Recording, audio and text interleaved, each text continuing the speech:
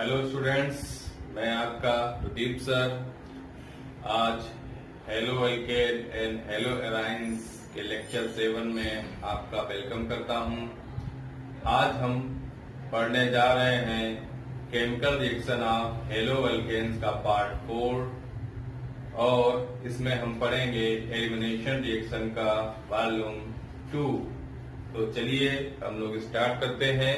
तो आज के लेक्चर में हम लोग कवर करने वाले हैं टाइप्स ऑफ एलिमिनेशन रिएक्शंस। तो एलिमिनेशन रिएक्शंस के टाइप्स में सबसे पहले हम पढ़ेंगे E2 एलिमिनेशन रिएक्शंस। तो देखते हैं क्या होती है E2 एलिमिनेशन रिएक्शंस।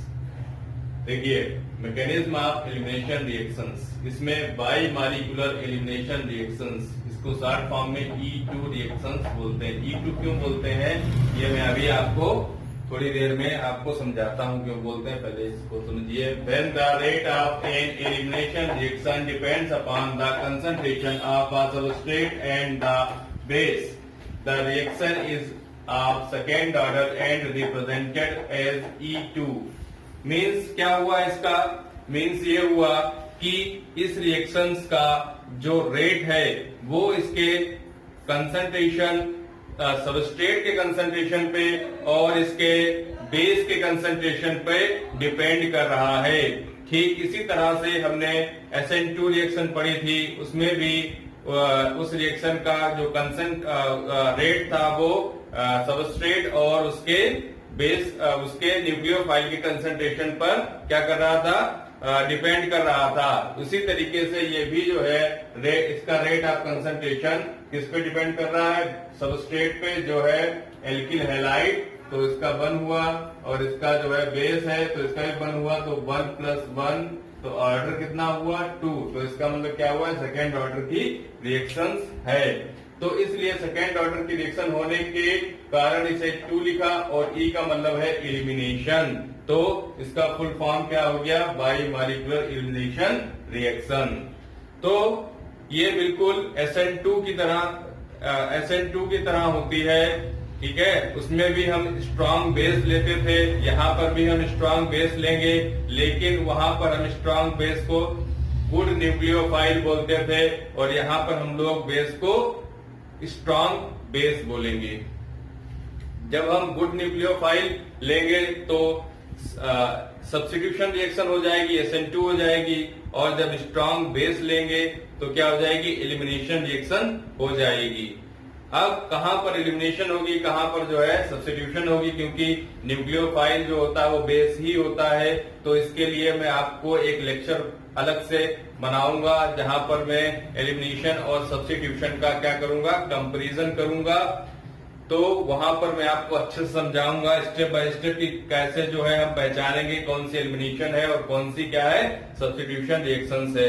तो इस तरीके से हम जान जाएंगे कि अगर हमें सब्स्टिट्यूशन करनी है तो हमें क्या प्रोडक्ट बनाना है, और एलिमिनेशन करनी है तो हमें कौन सा प्रोडक्ट बनाना है, क्योंकि दोनों रिएक्शंस में प्रोडक्ट अलग अलग बनते हैं। तो यहाँ पर देखते हैं हम लोग, the base which is strong substrate of proton from the beta carbon atom and the leaving group simultaneously depart from the alpha carbon along with the pair of bonding electrons to form an alkene as product। तो यहाँ पे हम क्या देख रहे हैं कि जो बीटा कार्बन है, ठीक है, वहां से बेस क्या कर रहा है? स्ट्रेट कर रहा है, प्रोटॉन को निकाल रहा है। क्या कर रहा है? प्रोटॉन को निकाल रहा है। देखिए यहाँ पे ये बीटा कार्बन है, यहाँ से हाइड्रोजन को क्या कर रहा है? बेस, ये बेस है, किसको निकाल रहा है? हाइड्रोजन को। और उसी समय एट अ टाइम यानी साइमल्टेनियसली उसी समय क्या हो रहा है कि जो अल्फा कार्बन है, क्या है? अल्फा कार्बन जो है, अल्फा कार्बन कहाँ है? ये अल्फा कार्बन है। इससे क्या निकल रहा है? इससे जो है लीविंग ग्रुप, क्या निकल रहा है? लीविंग ग्रुप भी जो है क्या हो रहा है? डिपार्ट हो रहा है। क्या हो रहा है? डिपार्ट, यानी कि निकल रहा है। तो एक ही टाइम पे यानी साइमल्टेनियसली यानी एक ही टाइम पर दोनों चीजें हो रही हैं। तो यहाँ पर जो है लीविंग ग्रुप निकल गया, यहाँ आ गया, और जो है बेस ने जो है इसको जो है क्या कर लिया? यहाँ से प्रोटॉन को निकाल लिया, तो ये प्रोटॉन यहाँ पे आ गया। तो यहाँ पर देखिए मैंने जो है बेस को रेड कलर से और जो है हाइड्रोजन को H कलर से हाइड्रोजन को ग्रीन कलर से और जो है लिविंग ग्रुप को ब्लू कलर से यहाँ पर दिखाया है। तो यहाँ पर साथ साथ मैंने जो एस के वो भी दिखाए हुए हैं इलेक्ट्रॉन। ये देखिए एच का जो इलेक्ट्रॉन है वो कैसा है, ग्रीन है, और जो कार्बन का है वो कैसा है, ब्लैक है। यहाँ पर ये ब्लू कलर का है लिविंग ग्रुप का, और कार्बन का ऐसा है, ब्लैक है। तो यहाँ पर क्या हुआ कि देखिए लिविंग ग्रुप आया, अपना इलेक्ट्रॉन तो साथ में लाया ब्लू कलर का, और साथ में किसका लेके आया है, कार्बन का भी साथ में लेके आया है ये ब्लैक कलर का। और ब्लैक कलर एक एक्स्ट्रा इलेक्ट्रॉन किसका है, कार्बन का है, तो इसीलिए यहाँ पर ब्लैक कलर से मैंने जो है माइनस लिखा हुआ है, निगेटिव बनाया हुआ है। तो यहाँ पर ये निकल के आ जाएगा, तो यहाँ पर इलेक्ट्रॉन की कमी हो जाएगी भाई, और यहाँ पर जो है ये क्या करेगा, अपना इलेक्ट्रॉन छोड़ के चला जाएगा। तो यहाँ पर बैलेंसी कैसे कंप्लीट करेंगे, डबल बॉन्ड बना के बैलेंसी कंप्लीट करेंगे, और प्रोडक्ट क्या मिल जाएगा, अल्कीन मिल जाएगा। क्या मिल जाएगा, अल्कीन।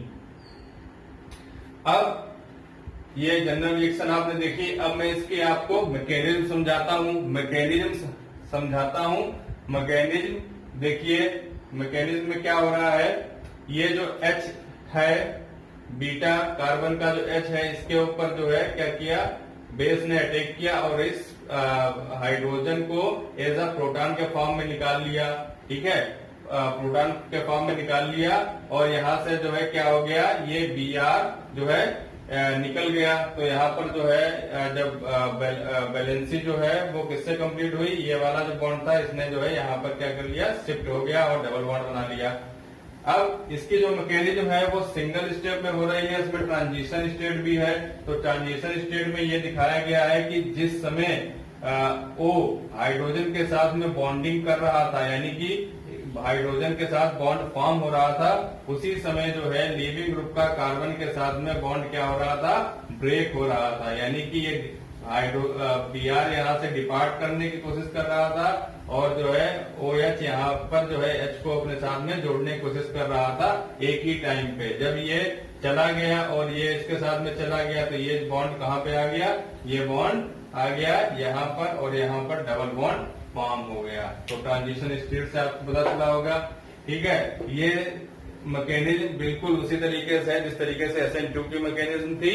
अब यहाँ पर मैं आपको एक बार एक चीज और ध्यान दिलाना चाहूंगा, और साथ ही साथ मैं आपको ये भी बताना चाहूंगा कि यहाँ पर कॉन्फ़िगरेशन मैं आपको बताना चाहूंगा। तो देखिए, जैसे एक कार्बन ये है, तो एक कार्बन ये दोनों के आगे पीछे इस तरीके से कार्बन है। कैसे है, आगे पीछे कार्बन है, और उनसे जो बॉन्ड जुड़े हुए हैं वो कैसे जुड़े हुए हैं, देखिए जैसे ये बोर्ड है, इसको हम एक प्लेन मानते हैं। क्या मानते हैं, प्लेन। तो जैसे हमने बोर्ड को क्या माना, प्लेन माना, और प्लेन है, तो इसमें जो ये वाला जो सॉलिड लाइन वाले बॉन्ड है, ये सॉलिड लाइन वाला बॉन्ड और ये सॉलिड लाइन वाला बॉन्ड, जिसको मैंने ग्रीन कलर से दिखाया है, ये अबव द प्लेन है, यानी कि किसके ऊपर, बोर्ड के ऊपर है। बोर्ड के कहाँ है, ऊपर है। और जो मैंने डॉटेड लाइन से दिखाए हुए हैं बॉन्ड, इसको बोलते हैं बिलो द प्लेन, यानी ये अगर बीच में प्लेन हो तो ये अबव द प्लेन है। ठीक है, ये अबव द प्लेन है और ये बिलो द प्लेन है। मैं आपको एक बार दिखाने की कोशिश करता हूं। जैसे मैंने ये पेज लिया, ठीक है, पेज क्या है, ये प्लेन है। ठीक है, ये क्या है, प्लेन है, और यहाँ पर मैं अलग एक मार्कर और लेता हूं। तो यहाँ पर हम दिखाने की कोशिश कर रहे हैं कि ये जो रेड कलर का है ये क्या है, ये अबव द प्लेन है, और जो ब्लू कलर का है वो मार्कर है वो कैसा है, वो बिलो द प्लेन है। तो हमने जो अबव द प्लेन है उसको ग्रीन लाइन से दिखाया है, यानी कि सॉलिड लाइन से, और डॉटेड लाइन से हमने ब्लैक वाले को दिखाया है। तो ये देखिए, और बाकी जो प्लेन पे है, ठीक है, वो क्या है, बाकी जो ये वाले हैं, ये वाले Br और ये वाला H क्या है, वो क्या है, वो प्लेन पे, यानी एक प्लेन पे ये इधर है, इस साइड में इस तरफ है प्लेन पे, और एक इस प्लेन पे इधर है। ठीक है, तो दोनों अपोजिट डायरेक्शन में लगे हुए हैं। देखिए प्लेन पे अपोजिट डायरेक्शन में ये Br हो गया और ये क्या हो गया, हाइड्रोजन हो गया। तो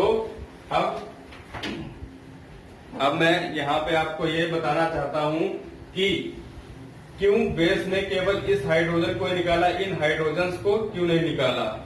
तो यहाँ पर आंसर ये है कि जो ये Br है इसका एटॉमिक साइज बड़ा है तो इसका इलेक्ट्रॉन क्लाउड भी बड़ा होगा, इलेक्ट्रॉन क्लाउड बड़ा होगा तो इसका इलेक्ट्रॉन क्लाउड बड़ा होगा, तो ये तो निगेटिव चार्ज होता है। तो और ये वाला बेस है इसमें जो है इसका भी इलेक्ट्रॉन क्लाउड बड़ा होगा, तो इन दोनों के जो इलेक्ट्रॉन क्लाउड बड़े होंगे अब वो यहाँ पे अटैक करेंगे, यहाँ पे अटैक करेंगे, यहाँ इन दोनों पे सॉरी बीटा पे अटैक करेगा तो इस बीटा हाइड्रोजन पे अटैक करेंगे तो क्या हो जाएगा? तो उसमें दोनों इलेक्ट्रॉन क्लाउड पास में आएंगे तो उसमें रिपल्सन हो जाएगा, क्योंकि वो भी निगेटिव चार्ज है, वो भी निगेटिव चार्ज है, दोनों निगेटिव चार्ज होने के कारण क्या हो जाएगा? रिपल्सन हो जाएगा, तो इसलिए ये रिएक्शन होगी नहीं। तो अब ये अपोजिट डायरेक्शन में लगे, एक इस साइड है एक इस साइड है, तो यहाँ पर जो है क्या होगा? इसका इलेक्ट्रॉन क्लाउड का जो इफेक्ट होगा वो यहाँ तक नहीं पहुंचेगा, तो इस हाइड्रोजन को ये आराम से निकाल ले जाएगा, क्योंकि अपोजिट डायरेक्शन में लगे हुए हैं, एक इधर साइड में है, एक इधर साइड में है, तो ये इसको आराम से निकाल ले जाएगा। तो इसलिए जो है ये इस वाले हाइड्रोजन को ही निकालता है, इसीलिए मैंने सारे इस हाइड्रोजन को अलग कलर से और Br को अलग कलर से बनाया है और हाइड्रोजन को सेम कलर से बनाया है। तो फिर यहाँ पे निकलने के बाद क्या होगा कि जब ये Br निकल जाएगा और ये H निकल जाएगा, एलिमिनेट हो जाएगा, तो यहाँ पर क्या हो जाएगा? डबल बॉन्ड फॉर्म हो जाएगा, और डबल बॉन्ड फॉर्म होने के साथ साथ यहाँ पे देखिए H ग्रीन कलर से और Br ब्लू कलर से, यहाँ पर ये दोनों भी फॉर्म होंगे। तो यहाँ पर हम ट्रांजिशन स्टेट के साथ साथ हमने ये भी समझा कि क्यों जो है यहाँ पर 3 हाइड्रोजन होते हैं फिर भी ये इस वाले हाइड्रोजन को ही क्यों निकालता है। तो यहाँ पर थोड़ा सा हमें कंफ्यूगरेशन समझना होगा, तो वो मैंने आपको समझाने की कोशिश की है। आई होप आप समझ गए होंगे अच्छे से। अब इसके बाद क्या करते हैं, कुछ बातें इससे हमें पता चलती है, वो क्या है? It's a single step reaction like SN2। कैसी? SN2 की तरह से ये भी सिंगल स्टेप रिएक्शन है। फिर in this reaction strong base required, यानी कि स्ट्रॉन्ग बेस होगा तभी ये रिएक्शन एलिमिनेशन की होगी। अगर बेस ज्यादा स्ट्रॉन्ग नहीं हुआ, ठीक है, केवल गुड बेस हुआ, स्ट्रॉन्ग बेस नहीं हुआ, थोड़ा सा भी कम हुआ, तो SN2 रिएक्शन हो जाएगी। क्या हो जाएगी? SN2 हो जाएगी। इसीलिए स्ट्रॉन्ग बेस रिक्वायर्ड है यहाँ पे, और इसमें कोई भी इंटरमीडिएट फॉर्म नहीं होता, जैसा कि SN2 में भी नहीं हो रहा था। तो बायोमॉलिक्यूलर एलिमिनेशन रिएक्शन यानी कि E2 आपको समझ में आई होगी। अब हम आज का लेक्चर इसी के साथ यहीं पे खत्म करेंगे। नेक्स्ट लेक्चर में मैं आपको E1 यानी कि यूनिमॉलिक्यूलर या मोनोमॉलिक्यूलर एलिमिनेशन रिएक्शंस पढ़ाऊंगा, तो आप इसको नोट कर लीजिए। तब तक के लिए मैं आप लोगों को बोलता हूँ गुड बाय।